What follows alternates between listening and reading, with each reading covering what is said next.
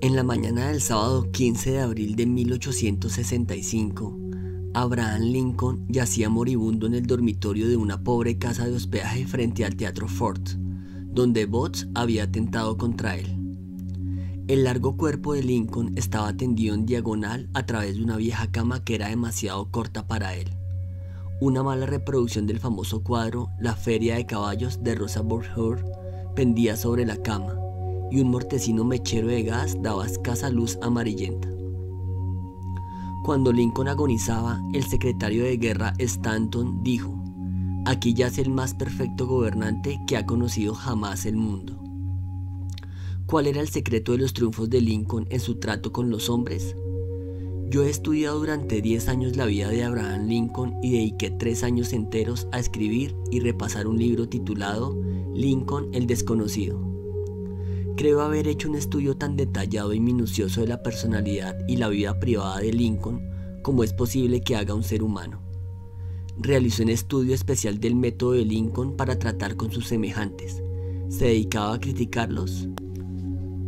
Cuando joven, en el Valle Pigeon Creek de Indiana, no solamente criticaba, sino que escribía cartas y poemas para burlarse de los demás, y los dejaba en los caminos campestres en la seguridad de que alguien los encontraría. Una de esas cartas despertó resentimientos que duraron toda una generación. Aún después de empezar a practicar leyes como abogado en Springfield, Illinois, Lincoln atacaba abiertamente a sus rivales en cartas que publicaba en los periódicos, pero se excedió. En el otoño de 1842 se burló de un político irlandés vano y batallador que se llamaba James Shields. Lincoln lo censuró crudamente en una carta anónima publicada en el Springfield Journal. El pueblo entero estalló en carcajadas. Shields, sensitivo y orgulloso, hirvió de indignación. Descubrió quién había escrito la carta, saltó en su caballo, buscó a Lincoln y lo desafió a duelo. Lincoln no quería pelear. Se oponía a los duelos, pero no pudo evitarlo sin menoscabo para su honor. Tuvo la lección de las armas. Como tenía brazos muy largos, escogió sables de caballería. Tomó lecciones de esgrima de un militar de West Point y el día señalado, él y Shields se encontraron en un banco de arena del Mississippi, dispuestos a luchar hasta la muerte. Por fortuna, a último momento intervinieron los padrinos y evitaron el duelo. Ese fue el incidente personal más significativo en la vida de Lincoln. Resultó para él una lección de valor incalculable en el arte de tratar con los demás.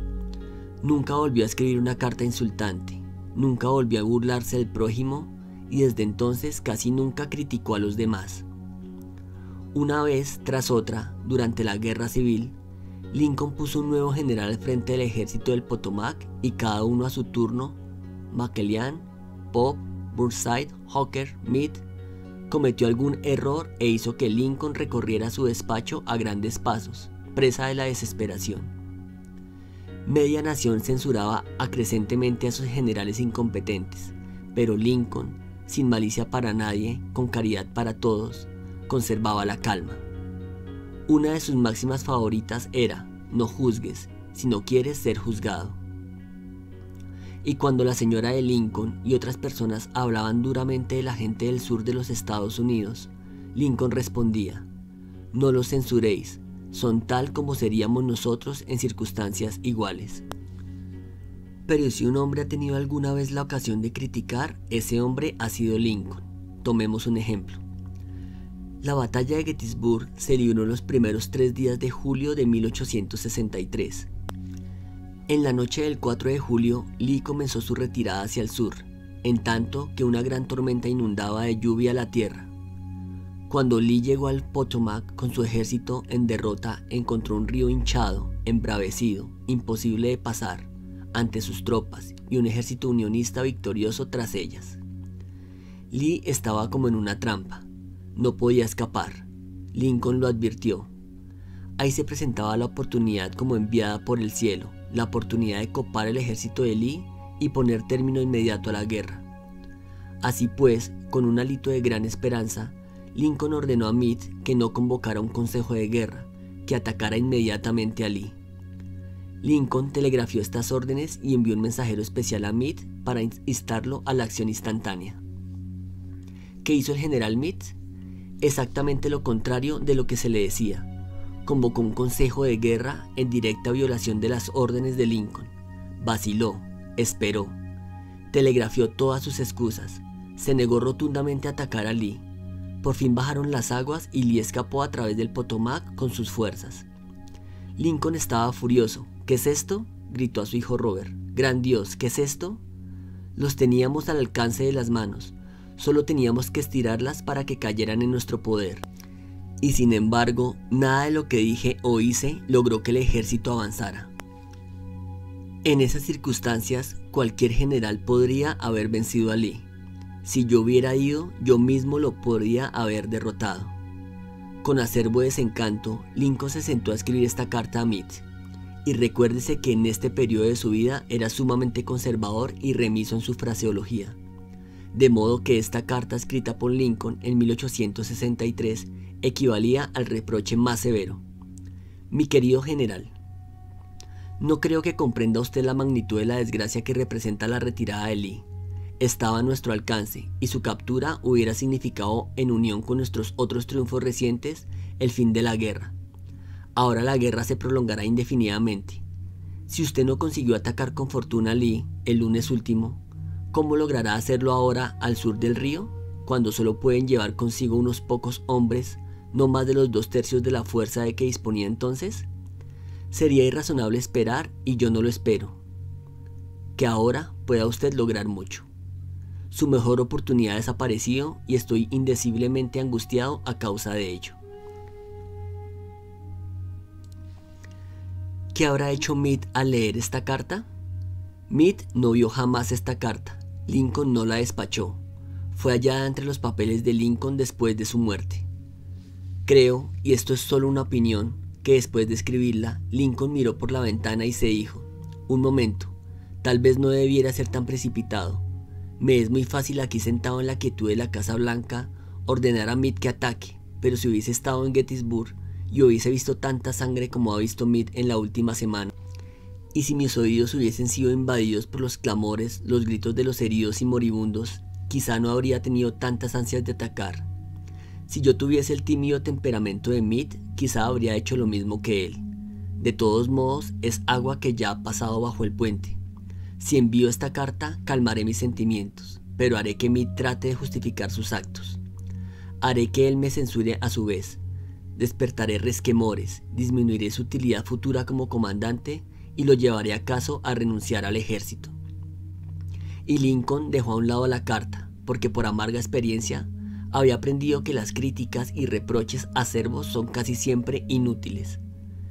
Theodore Roosevelt ha dicho que cuando como presidente se veía ante algún grave problema, solía reclinarse en su sillón y mirar un gran cuadro de Lincoln que había sobre su escritorio en la Casa Blanca, y preguntarse entonces: ¿qué haría Lincoln si se viera en mi lugar? ¿Cómo resolvería este problema? La próxima vez que sintamos la tentación de reprocharle algo a alguien, saquemos un billete de $5 del bolsillo, miramos el retrato de Lincoln y preguntemos: ¿cómo resolvería Lincoln este problema si estuviera en mi lugar? Mark Twain solía perder la paciencia y escribía cartas que quemaban el papel. Por ejemplo, una vez le escribió a un hombre que había despertado su ira: lo que usted necesita es un permiso de entierro, no tiene más que decirlo y le conseguiré uno. En otra ocasión le escribió a un editor sobre los intentos de un corrector de pruebas de mejorar mi ortografía y puntuación. Ordenó lo siguiente: imprima de acuerdo con la copia que le envío y que el corrector hunda sus sugerencias en las gachas de su cerebro podrido. Mark Twain se sentía mejor después de escribir estas cartas hirientes. Le permitían descargar presión y las cartas no hacían daño a nadie porque la esposa del escritor las desviaba secretamente. Nunca eran despachadas. ¿Conoce usted a alguien a quien desearía modificar y regular y mejorar? Bien, espléndido, yo estoy en su favor. ¿Pero por qué no empezar por usted mismo? Desde un punto de vista puramente egoísta, eso es mucho más provechoso que tratar de mejorar a los demás. Sí, y mucho menos peligroso. No te quejes de la nieve en el techo del vecino, sentenció Confucio, cuando también cubre el umbral de tu casa. Cuando yo era un joven y trataba empeñosamente de impresionar bien a los demás, escribí una estúpida carta a Richard Harding, autor que por entonces se destacaba en el horizonte literario de los Estados Unidos. Estaba preparando yo un artículo sobre escritores y pedí a Harding que me contara su método de trabajo. Unas semanas antes había recibido de no sé quién una carta con esta nota al pie, dictada pero no leída. Me impresionó mucho. Pensé que quien escribía debía ser un personaje importante y muy atareado. Yo no lo era, pero deseaba causar gran impresión a Richard Harding, y terminé mi breve nota con las palabras, dictada pero no leída. Él no se preocupó siquiera por responderme. Me devolvió mi nota con esta frase cruzada al pie: su mala educación solo es superada por su mala educación. Es cierto que yo había cometido un error y quizá mereciera el reproche, pero por ser humano me hirió. Me hirió tanto que 10 años más tarde, cuando leí la noticia de la muerte de Richard Harding, la única idea que persistía en mi ánimo, me avergüenza admitirlo, era el reproche que me había hecho. Si usted o yo queremos despertar mañana un resentimiento que puede perdurar décadas y seguir ardiendo hasta la muerte, no tenemos más que hacer alguna crítica punzante. Con eso basta, por seguros que estemos de que la crítica sea justificada. Cuando tratamos con la gente debemos recordar que no tratamos con criaturas lógicas, tratamos con criaturas emotivas, criaturas erizadas de prejuicios e impulsadas por el orgullo y la vanidad. Las críticas acerbas hicieron que el sensitivo Thomas Hardy, uno de los más notables novelistas que han enriquecido la literatura inglesa, dejara de escribir novelas para siempre. Las críticas llevaron a Thomas Chatterton, el poeta inglés, al suicidio. Benjamin Franklin, carente de tacto en su juventud, llegó a ser tan diplomático, tan diestro para tratar con la gente, que se lo nombró embajador norteamericano en Francia. El secreto de su éxito: no hablaré mal de hombre alguno, dijo, y de todos diré todo lo bueno que sepa. Cualquier tonto puede criticar, censurar y quejarse, y casi todos los tontos lo hacen, pero se necesita carácter y dominio de sí mismo para ser comprensivo y capaz de perdonar. Un gran hombre, aseguró Caer, demuestra su grandeza por la forma en que trata a los pequeños. Bob Hoover, famoso piloto de pruebas y actor frecuente en espectáculos de aviación, volvía una vez a su casa en Los Ángeles de uno de estos espectáculos que se había realizado en San Diego. Tal como se describió el accidente por la revista Operaciones de vuelo, a 100 metros de altura, los dos motores se apagaron súbitamente. Gracias a su habilidad, Hoover logró aterrizar, pero el avión quedó seriamente dañado, pese a que ninguno de sus ocupantes resultó herido. Lo primero que hizo Hoover, después del aterrizaje de emergencia, fue inspeccionar el tanque de combustible. Tal como lo sospechaba, el viejo avión a hélice, reliquia de la Segunda Guerra Mundial, había sido cargado con combustible de jet en lugar de la gasolina común que consumía. Al volver al aeropuerto, pidió ver al mecánico que se había ocupado del avión. El joven estaba aterrorizado por su error. Le corrían las lágrimas por las mejillas al ver acercarse a Hoover. Su equivocación había provocado la pérdida de un avión muy costoso y podría haber causado la pérdida de 3 vidas. Es fácil imaginar la ira de Hoover. Es posible suponer la tormenta verbal que podía provocar semejante descuido en este preciso y soberbio piloto. Pero Hoover no le reprochó nada, ni siquiera lo criticó. En lugar de eso, puso su brazo sobre los hombros del muchacho y le dijo: para demostrarle que estoy seguro de que nunca volverá a hacerlo, quiero que mañana se ocupe de mi F-51. Con frecuencia, los padres se sienten tentados de criticar a sus hijos. Quizás el lector espera que yo le diga no lo haga, pero no lo haré. Solo voy a decirle que antes de criticarlos, lea uno de los clásicos del periodismo norteamericano, Papá Olvida. Apareció por primera vez como editorial en el diario People's Home Journal. Papá Olvida es una de esas piecitas que, escritas en un momento de sentimiento sincero, dan la cuerda sentimental de tantos lectores que termina siendo un trozo favorito. Desde que apareció por primera vez hace unos años, ha sido reproducida, nos dice el autor W. Livingstone Larned, en centenares de revistas y diarios del país entero. También se le ha publicado infinidad de veces en muchos idiomas extranjeros. A continuación, compartimos con ustedes esta formidable pieza. Papá Olvida. Escucha, hijo, voy a decirte esto mientras duermes. Una manecita metida bajo la mejilla y los rubios rizos pegados a tu frente humedecida. He entrado solo a tu cuarto. Hace unos minutos, mientras leía mi diario en la biblioteca, sentí una ola de remordimiento que me ahogaba. Culpable, vine junto a tu cama. Esto es lo que pensaba. Hijo, me enojé contigo. Te regañé cuando te vestías para ir a la escuela, porque apenas te mojaste la cara con una toalla. Te regañé porque no limpiaste los zapatos. Te grité porque dejaste caer algo al suelo. Durante el desayuno te regañé también. Volcaste las cosas. Tragaste la comida sin cuidado. Pusiste los codos sobre la mesa. Untaste demasiado el pan con mantequilla. Y cuando te ibas a jugar y yo salía a tomar el tren, te volviste y me saludaste con la mano y dijiste, adiós papito.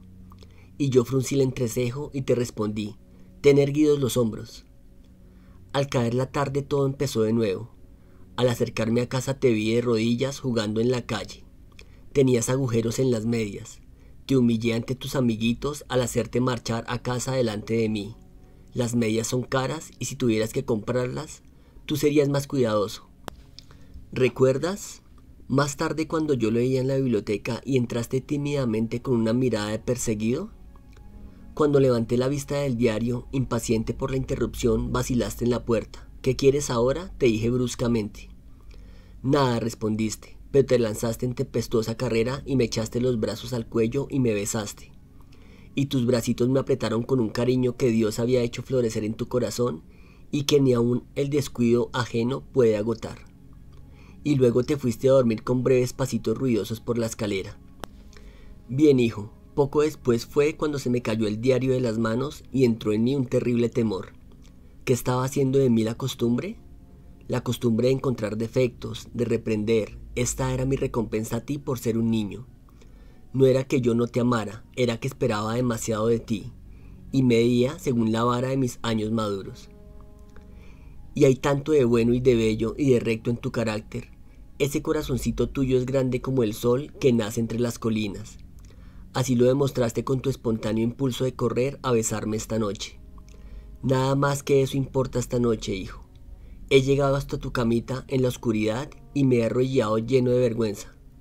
Es una pobre explicación. Sé que no comprenderías estas cosas si te las dijera cuando estés despierto, pero mañana seré un verdadero papito. Seré tu compañero y sufriré cuando sufras y reiré cuando ríes.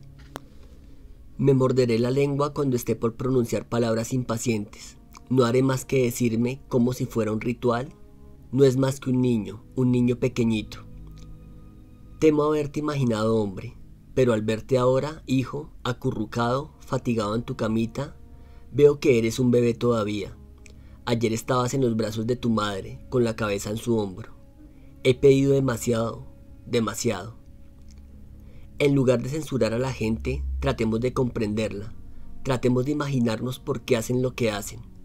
Eso es mucho más provechoso y más interesante que la crítica, y de ello surge la simpatía, la tolerancia y la bondad. Saberlo todo es perdonarlo todo. Ya dijo el Dr. Johnson, el mismo Dios, Señor, no se propone juzgar al hombre hasta el fin de sus días. Entonces, ¿por qué hemos de juzgarlo usted y yo? Regla general: no critique, no condene, no se queje. Si te gustó este video, dale clic en me gusta, compártelo y no olvides suscribirte. También escribe en los comentarios: no hablaré mal de persona alguna y de todos diré todo lo bueno que sepa, para yo saber que te gustó y te ayudó este video. Te habla Alejandro Páez. Te envío un fuerte abrazo y nos vemos en un próximo video. Hasta pronto.